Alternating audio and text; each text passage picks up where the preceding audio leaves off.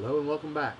I assume at this point you've watched the intro or the general concept of subject-verb agreement, where I taught about the he, she, and it club. Essentially, I teach subject-verb agreement and use a different method than other teachers. And so if you're not familiar with the he, she, and it club, go ahead and click on this link and go watch that video before you start looking at the different tricks of subject-verb agreement. Now, the first trick we're going to talk about is called junk between the subject and the verb. In most sentences, subjects and verbs are split up or separated by junk, essentially. It's not necessarily junk. It usually describes the subject or gives more information about a subject. For example, in these two sentences, the students in my class is or are not quite ready for their exam, and the hurricanes that sweep through Florida each year is or are quite scary.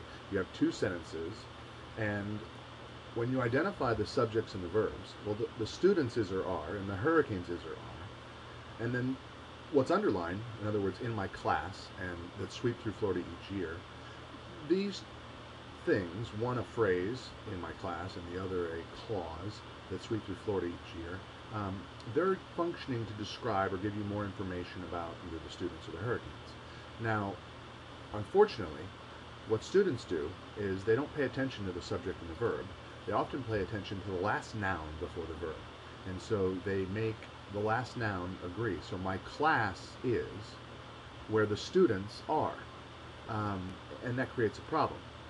In the second sentence, each year is quite scary, but the hurricanes are quite scary. And so it creates a problem with subject-verb agreement.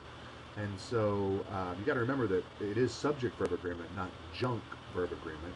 And so when I teach subject-verb agreement, I teach students to pay attention to the junk, the phrases and the clauses that come between the subjects and the verbs.